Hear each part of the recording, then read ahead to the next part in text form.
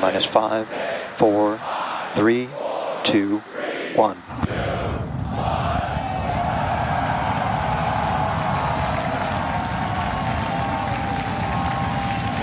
We have liftoff.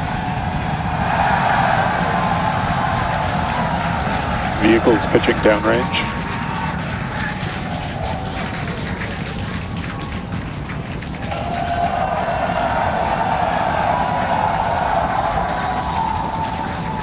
Booster after chamber pressure nominal.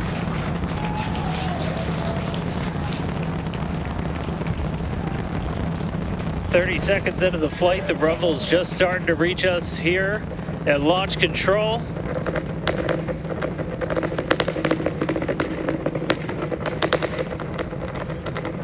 Booster and ship, That avionics is power, the telemetry sound nominal. of 33 Raptor engines.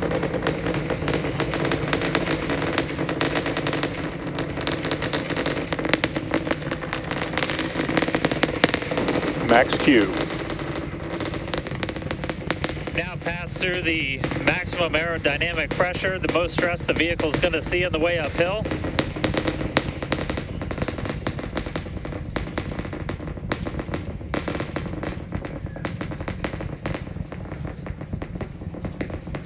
All right, our next major milestone coming up, it's going to be hot staging. We're going to see the engines ignite on ship to push it away from the booster.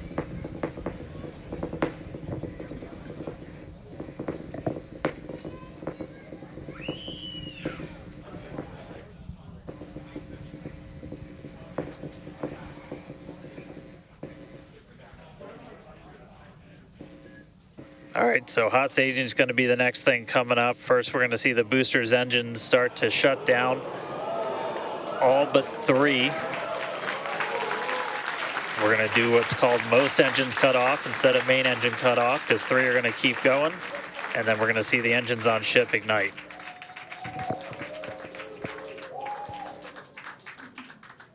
Right now, the tower team is doing their go, no go.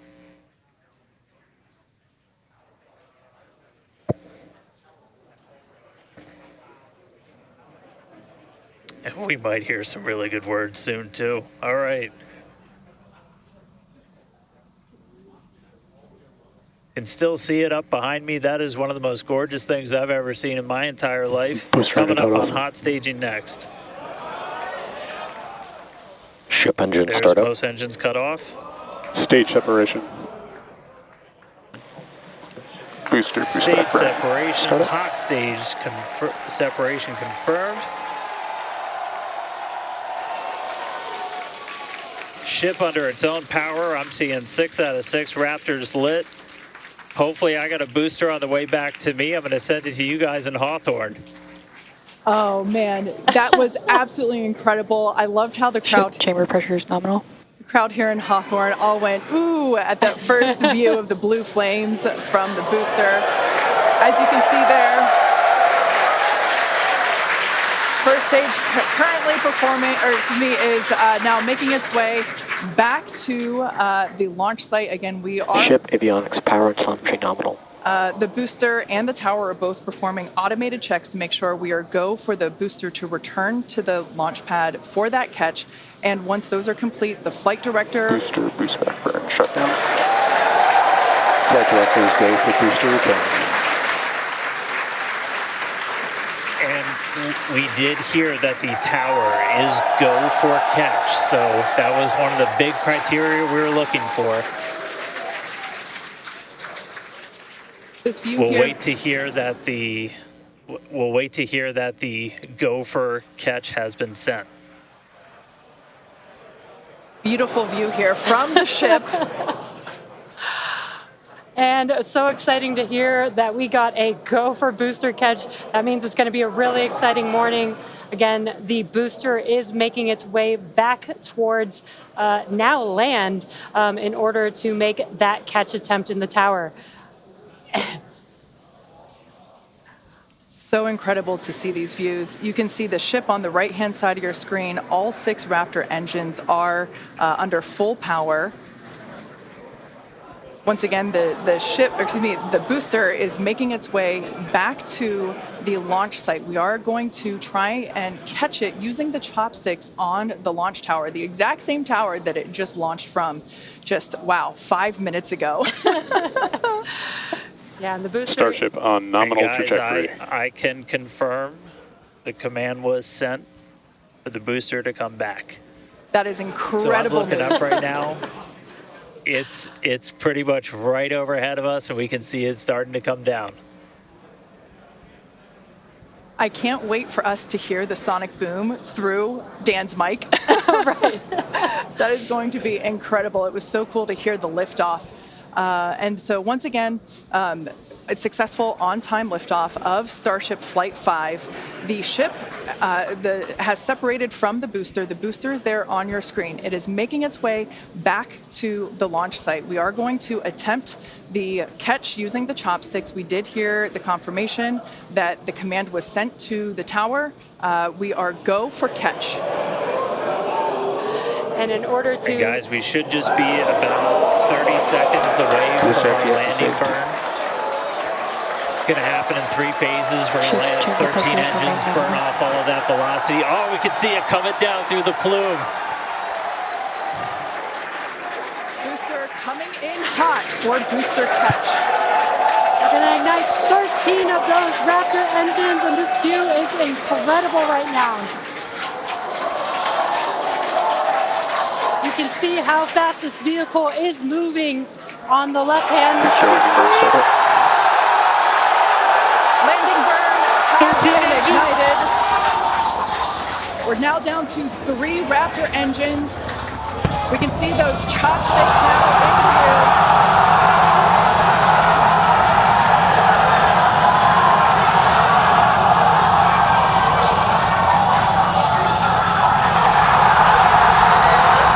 Booster landing burn shutdown. Megavilla has caught the booster.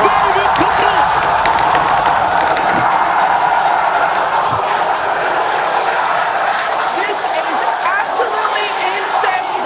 On the first ever attempt, we have successfully caught the Super Heavy booster back at the launch tower. What an incredible view! Are you kidding me?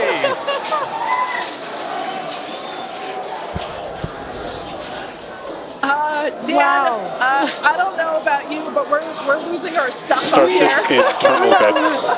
Guys, I'm sorry. Like, even in this day and age, what we just saw, that looked like magic. That Oh, was- wow. Dan, Wow. your view must have been insane.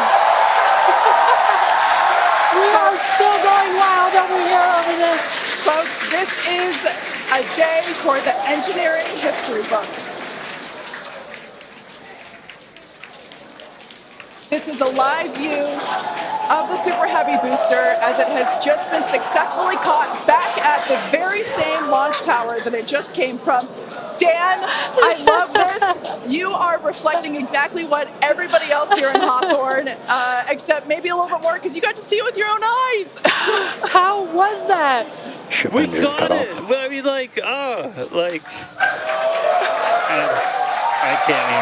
can't even describe that. Oh, by the way, main engine cut off, ship's in orbit, but I am like shaking right now. That was. Yeah, this is not, Yeah, I mean, let's check in on ship. it's hard to believe that. Starship nominal orbit insertion. All right, exciting news there. It's hard to believe that, booster isn't the only excitement that we have today. Just confirmation there. A gorgeous view of planet Earth behind the ship. Yes, saved. And it is now in the orbit that we expected it to. This is just an incredible day. Live views there as the booster vents some pressures there. That is a live view from the top of the tower looking at the chopsticks. I am still in disbelief. I'm trying to catch my tears just like the chopsticks caught the booster. It has been nonstop since liftoff.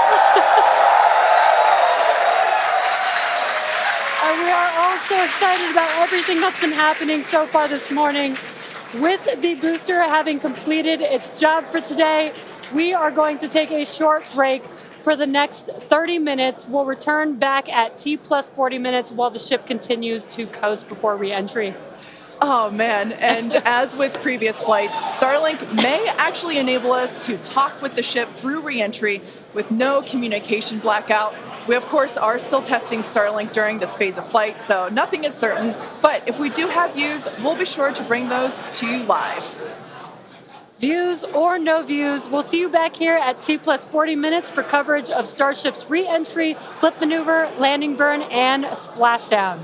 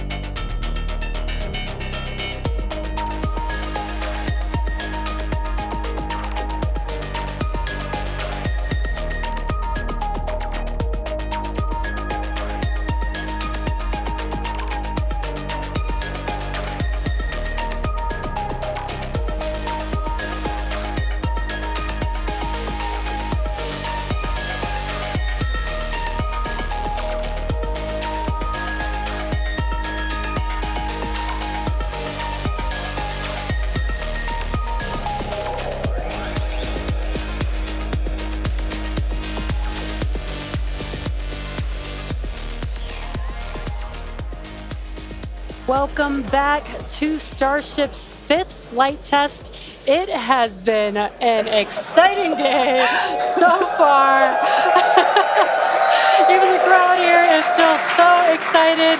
We lifted off from Starbase at 7:25 a.m. Central Time. The Super Heavy booster and ship had a successful separation, as well as a good boost back burn and good separation of the hot stage adapter. The Super Heavy booster then completed the landing burn with 13 Raptor engines igniting and slowing down the vehicle perfectly for Mechazilla to catch the Super Heavy booster for the first ever land recovery of the vehicle.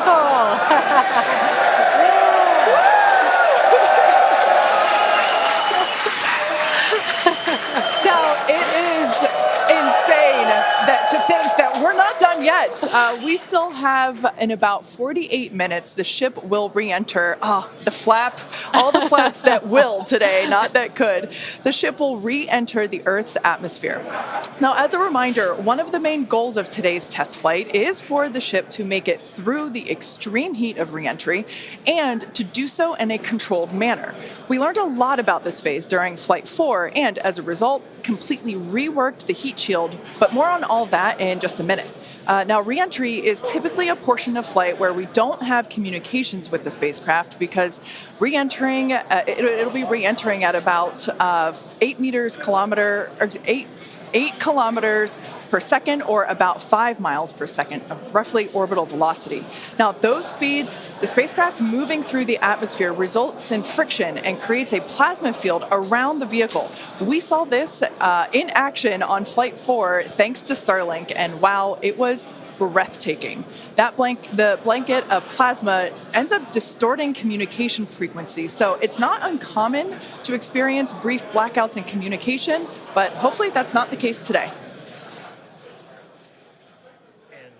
And Kate, that's where Starlink has just kind of been just the unsung hero and the MVP of this test campaign. I mean, it's able to give us data, not just awesome video, but also data in real time as we're going through reentry. I mean, this is something that throughout the history of spaceflight just hasn't been possible. And this is an environment that is so unforgiving, so hard to model, so hard to understand. And for the first time ever, we're able to literally watch as it unfolds in real time, get that data in real time. And we're able to do that with Starlink. And it's great for us because we get to see something. We get to see the greatest light show on the planet or off the planet. But what it means for this program, we're able to learn tremendous amounts about our heat shield, our angle of attack, everything that we're doing as we're coming in through the atmosphere at hypersonic speeds. And it's, you can't just thank it enough. And also, special shout out, you're going to see some additional flap camera views. We've got a really amazing team of avionics, cameras, electronics, software people who made all that possible. And so hopefully they're going to give us an even better show on the way in today as we're coming in at about 5 times the speed of sound. Yeah, those flaps, Dan, that you see there, that's what's helping. Starship is in a good attitude for entry, approaching the entry interface. Some good call-outs there, preparing for re-entry for Starship. And again, that's what Dan was mentioning, those flaps on the vehicle. And if you've been watching us for the last few minutes, you could see that the flaps were rotating around and helping orient the vehicle as it prepares for the beginning of re-entry today. Yeah, exactly. Re-entry will be enabled by that heat shield that you see on the bottom half. That heat shield is made up of 18,000 hexagonal ceramic tiles, and they are designed to insulate the vehicle during atmospheric entry. At that point in time, temperatures can be as high as 26,000 degrees Fahrenheit or about 1,400 degrees Celsius. The design itself also permits for rapid reuse with no refurbishment between the flights. And fun fact that I think is just incredible in terms of scale, but the heat shield alone on the ship has a total mass of 10.5 tons, which is crazy because these things are really lightweight. They're made out of ceramic. We have a couple of them here. The one that I'm holding is used on flat surfaces, as let's see if we go that way, because as it's flat. The one that Jesse has is kind of more what you see there on the side. Yeah, exactly. And having these different shapes, the flat version and the curved version, allow us to cover a lot more of the surface area of the vehicle. Again, we need to protect every portion of it. So even those curved surfaces, and especially the hinge area, if you watched Flight 4, is really what we want to make sure that we protect. And yeah, Kate, these are very, Super very lightweight. But when you put 18,000 of them together, they add up to 10.5 tons, which is incredible. Now, we did mention earlier that the heat shield has been completely reworked. Starship has entered the atmosphere, remains on a nominal entry trajectory. We can start to see that plasma now starting to build up on the side. It's not quite full plasma yet, but we are starting to see that color indicate that the heat is building up on the heat shield. Yeah, this is such a cool sight to see because you really never really have gotten to see this live before Flight 4. Yeah. And as Kate mentioned, it's getting a little more red, as you can see there on your screen. That means that heat is building up. But that's exactly what these heat shield tiles are there for, is to protect against this plasma and this really, really extreme heat that the vehicle is going to see for about the next 10 more minutes or so. Yeah, so the ship will attempt to light the 3 center Raptor engines, and those are the engines that can gimbal or maneuver or point, and they do that to help flip the ship until the engines point down so that it can land using the Raptor's thrust in the ocean. So that will happen after we get through this re-entry period. Again, now starting to see. And we also might start to see the flaps actuate a little bit here as the vehicle controls its roll during re-entry. That was one of the main learning points from Flight 3 was the roll control didn't work quite as well as we wanted it to. We learned that we needed some redundancies. So we added more roll control thrusters, and we'll see those in action as well today, as that was a Flight 3 learning that worked better on Flight 4 and still enabling that same design today. Yeah. Starship has passed through 85 kilometers altitude. Flaps now have control of the vehicle. Great call out, as Kate mentioned, the flaps are controlling the attitude of the vehicle. And I love these views because it looks so calm. Everything is relative, right? So relative to this camera on the ship, it looks so calm and smooth, but the vehicle is traveling extremely fast. You can see the speed on the bottom right-hand corner of your screen. Starship is designed to land on Mars where there are no runways or other humans to help out. So we also want rapid reusability. So we're doing propulsive landing instead of a more traditional means like parachutes. And so we will use the engines on this vehicle to help slow the vehicle down for a vertical landing. Yeah. Now, entry is going to basically happen in 5 phases. The first is low drag. That lasts for about 3 minutes. Next is high heating, and that beginning when heating increases above the heat rate breakup limit. That lasts for about 10 minutes. We then have high dynamic pressure. Starship will continue to slow down and experience increased aerodynamic loads during that phase, and that will happen before reaching Mach 1, about a minute after. Starship is approaching the peak heating phase of entry, remains on a nominal trajectory. Okay, so that was phase 2 that he just called out that I was mentioning. After peak heating is that dynamic pressure around Mach 1, and that will last about a minute after leaving the hypersonic area, and then we go into subsonic, and then, of course, landing burn. Wow, what an incredible view. The colors are so amazing, and the colors actually also tell you a little bit about the temperature that the vehicle is seeing as well. So I think that's pretty cool that we get this amazing live visual. Speaking of live visual, the flap, we have more views, more cameras on board Starship, as Dan mentioned a few minutes ago. We are hoping that all 4 flaps will stay more intact than they did last time. We did make some changes to the design in order to help enable this. Starship is now experiencing peak heating, remains on a nominal entry trajectory. Great news there. that Starship is continuing along the path that we intended it to fly. You can keep track with how fast it's going and how high it is above Earth using the display that is there on the bottom right-hand side of your screen. And guys, this is where we're really going to see a lot of those improvements from Flight 4 really come into action. Is you guys kind of talked about, so it's called the static arrow. Those are kind of the poke out points on the flaps. Those get exposed to some pretty extreme heat environments, and so we added some additional, basically made it a lot more robust for the thermal protection there. And we learned not just from visuals and stuff like that. We had those missing tile tests on Flight 4 where we intentionally left some out, kept in some backup layers. They're called ablatives, which means they just gradually melt away to help dissipate the heat.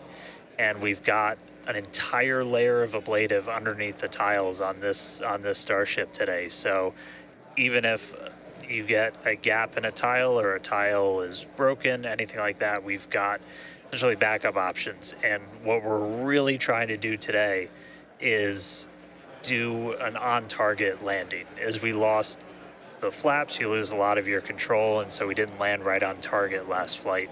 This time we're trying to really nail the target within just tens of meters, and that'll just be a really huge step on feeling like we're closer to bringing a ship back.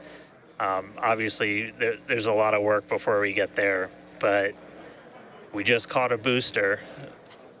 We're going to start looking real soon at when we can catch a ship. So the view on your left is as a helicopter passes by Dan, bound at Starbase. The view on your left is a camera that's positioned near the nose of the ship, looking basically down toward the flap. The view on the right is looking perpendicular to the flap. So we're looking basically bird's eye view onto the flap on the left-hand side, and then a worm's eye view from the side with that view on the right. Yeah, sorry about that, guys. Maverick just buzzed the tower. He might be coming back, so. Now, these views brought to us by Starlink. It's incredible that we have this high definition capability. In fact, that view on the left. Starship is now halfway through the peak heating phase of entry, remains on a good trajectory. So great news there, hearing that we're about halfway through the peak heating phase. Like I said earlier, this lasts roughly 10-ish minutes. And we did hear earlier that the flaps have control of the vehicle, so also good news there. It is incredible that we've basically had views the entire time. Right, yeah. Thanks to Starlink. My memory did black out a little bit after booster catch, so I think we had views. But all through the coast phase, we had some beautiful views of planet Earth behind the ship as it was in its orbit. Yeah, and I also do want to point out on your right-hand screen, we've got a more encompassed view of the flap. As we watched in Flight 4, the hinge area was the area where we got a little bit of that burn through. This view, this new camera view on the ship will help us be able to visually see more of what's happening in that area. And again, we have improved our heating tiles, and so hopefully we've protected the hinge a lot better this time. Landing chill has started. But again, these views are additional to the data that we get on these flight tests that help enable us kind of put the data that we get in the computer to the visuals that we see and try and align those and use that for improvements in the future. Now, we heard a call out there saying that engine chill has begun. This is an indication that we are starting to flow a little bit of the super cold liquid oxygen through the hardware, through the Raptor engine, specifically the turbo pumps, to help ensure that the hardware is at the right temperature before we give a full push, a full flow of propellant at engine startup. So all of that to say, we are getting closer to the landing burn.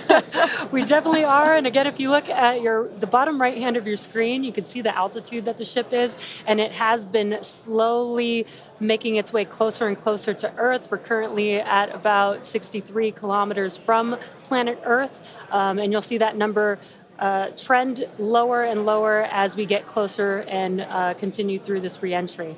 Yeah, this is going to go on for a little, actually a while longer. We have about 10 minutes or so, roughly, before we execute the landing, the ignition for the landing burn, starting with the landing flip.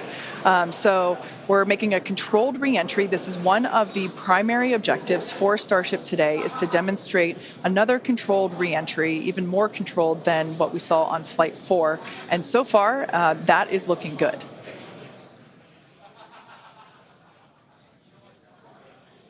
And then as we start to really get lower, we're going to start seeing the atmosphere's effects start to take place, and that's when we'll be dropping our speed down closer to the speed of sound. You'll see the flaps start to maneuver.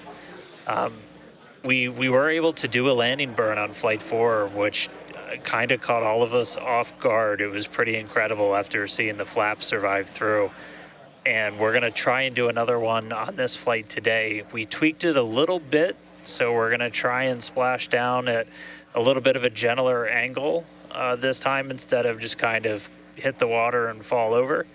And the goal with that is try and keep the ship intact, and then if we're able to then get some additional video of it, again, that's just more data. And everything we can see, everything we can get extra, like a couple extra seconds or minutes of data coming from the ship after Starship has splashdown. passed through the peak heating phase of flight, approaching maximum entry dynamic pressure. All right, we're through peak heating. Coming up is basically max Q part 2, where we're going to hit kind of that part of the curve where we're still moving really fast and the atmosphere is just dense enough that we're feeling the most pressure, but hopefully we're going to start feeling a little bit less heat now.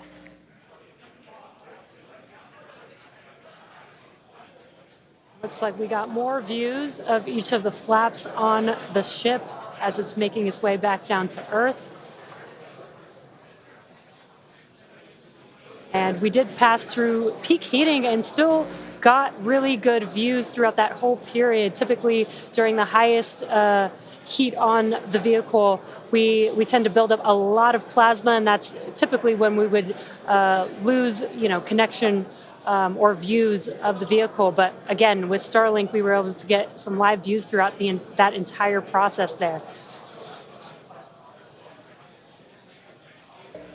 And we're coming up, we'll start hearing a couple more milestones in about 4 minutes or so, when we start getting down to like the transonic, the subsonic, when we're starting to move closer to and beneath the speed of sound. And I mean, we're getting live views, we're getting live data. We've got a couple additional tests on this one today where we left off some missing tiles again to test some additional backup layers. We also have, I don't know if we can still quite see them in this view, but you may have noticed we had some kind of silvery looking tiles on Starship as well. And those were pretty much standard tiles, but they were wrapped in aluminum. And it was a pretty simplistic, straightforward one where aluminum starts to melt at roughly the same temperature where steel starts to lose its strength, not necessarily melt. And so if we see stuff melting, we know what our steel is going to be exposed to. But yeah, 59 minutes since launch, should be coming up on transonic and everything just about 3 minutes. Now the views here, we have coverage of all 4 flaps. We can see, so for those that perhaps didn't catch a glimpse of the vehicle before liftoff, there are 2 flaps at the forward end and 2 flaps at the aft end. The larger camera view that is there on the right-hand side of your screen, that is a view of one of the aft end or the bottom end flaps. We can start to see some heat buildup and peeking through on one of the flaps there in the top left-hand corner of your screen.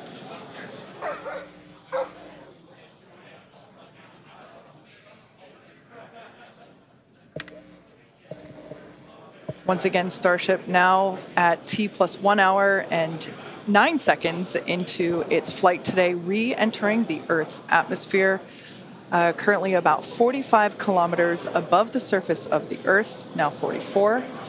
We are targeting a soft splashdown in the Indian Ocean, about, northwest-ish of Australia. And we are attempting to, as we did on Flight 4, perform a flip maneuver as well as Starship is at maximum entry dynamic pressure, remains on a good trajectory. All right, so that is great news there. Like Dan said earlier, this is basically max Q part 2. So this is the greatest amount of aerodynamic loads that the vehicle will experience during its flight. It's coming back through the Earth's atmosphere. It was above the Earth's atmosphere in space where there was no friction. We can obviously see heat as evidence of that friction buildup. The atmosphere is actually helping to slow the vehicle down. If you're watching the telemetry in the bottom right-hand corner of your screen, you can see that speed decelerating rapidly.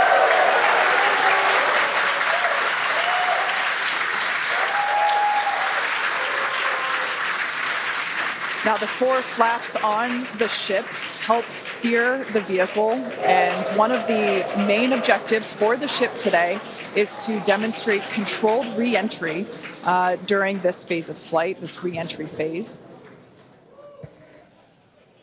Yeah, and we have 6 engines on ship, but we only need 3 of them, the 3 sea-level engines. We will have that flip maneuver happen very close to touching down for splashdown. We'll do that flip maneuver, ignite those engines, slow the vehicle down immediately, and then hopefully have what we call a soft splashdown in the water. It's probably going to feel a little bit harder on the top of the surface of the water, but it'll look pretty gentle. Yeah, and like we said earlier, we hope to have some more views, even of that phase of the flight. So fingers crossed that we can we can bring those to you. We are hoping to splash down softer than we did last time on Flight 4. Right now, Starship continuing to make its descent back to planet Earth. Starship is at Mach 2, remains on a good trajectory. All right, great news there. That tells us that the vehicle is traveling twice the speed of sound. So we will then, the next call out that we'll hear is that it is, traveling about the speed of sound. And then we will hear a call out that that will be the call out that it is transonic. And then we will hear another call out saying that it is subsonic, meaning going slower than the speed of sound. Starship is transonic. There it is. So at this point in time, we say transonic because certain parts of the vehicle, like the flap that you see on your screen, might be experiencing airflow faster than the speed of sound, while other parts of the ship may be experiencing airflow. Starship is in the subsonic belly flop. All right, so now the entire vehicle is traveling slower than the speed of sound, so subsonic. The crowd here at Mission Control Hawthorne also getting excited, just like us. We're awaiting a water landing. We are going to reignite the 3 engines to perform that flip maneuver, and we're basically about a minute and a half, away from the landing flip. Yeah, the crowd's getting excited here as we get closer and closer to splashdown. Again, just about a minute away from the expected splashdown, so we should see a lot happening coming up here shortly.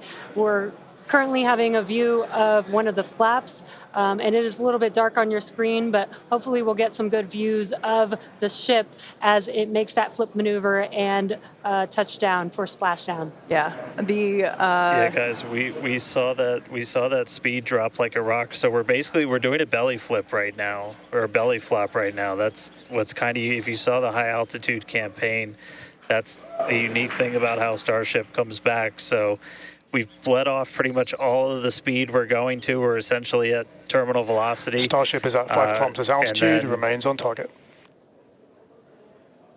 5 Five to go, coming up soon, landing burn.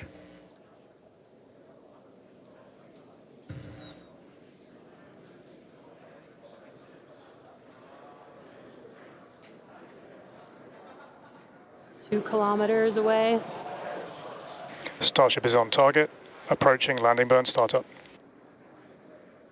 So keep an eye on the bottom right-hand side of your screen as well. That will be the indicator when the Raptor engines ignite, if we are unable to see that illumination ourselves. Landing burn startup. What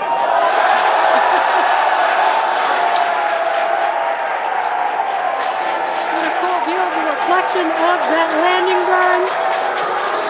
You can see the water just behind the ship.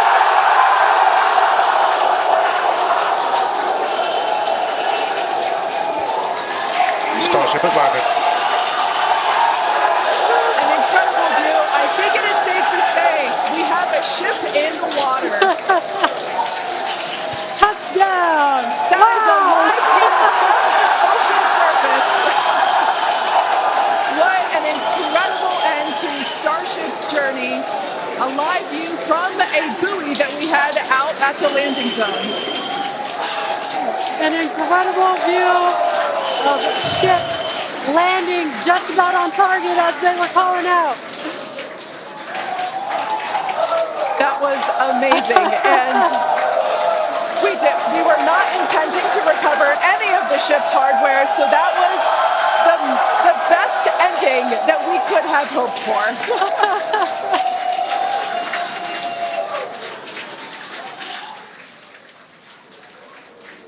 Man, I don't think we're going to be able to get a ton of extra video of the heat shield, but we hit the target. We hit the target. Yeah. I mean, we hit the target because we had these buoys placed in a pretty specific spot, so wow. What a day. I feel like that's what I get to say. What a day. I mean, everything started off today with that launch. We were able to lift off towards the end of our window, 7:25 a.m. Central Time. 33 out of 33 Raptors in the way uphill. Successful hot stage. Booster came back. We watched it come down right behind us. Watched it get caught. And that broke my brain for a while. I'm really happy we had coast for a bit, but that's first ever booster catch, major step on the way to rapid reusability. And ship just gave us one heck of a show, making it through a controlled re-entry this time, flaps intact, made it down to the water. Hey, Starships were meant to fly, and it sure as hell flew today. So let's get ready for the next one. Over to you guys. They were meant to fly, and they were also meant to be caught by Mechazilla. Yeah. It's been such an incredible day today. Congratulations to our teammates and to everyone who supported the Starship program. And thank you to all of our future customers for your support. And we'll also like to thank the people of Cameron County, Texas, as well as the Coast Guard, the Federal Aviation Administration, the Government of Mexico, and the Australian Space Agency. Now be sure to follow SpaceX on X for more updates on today's test flight and, of course, for future Starship news. Today was amazing, but the SpaceX action isn't over yet. Soon Falcon Heavy will launch NASA's Europa Clipper, and we're also going to be returning Dragon back to Earth with NASA's Crew 8 astronauts. So congratulations again to the SpaceX team. What an amazing launch and an even cooler catch. Thank you for watching, but we're going to leave you with an awesome recap of what has been the most epic day.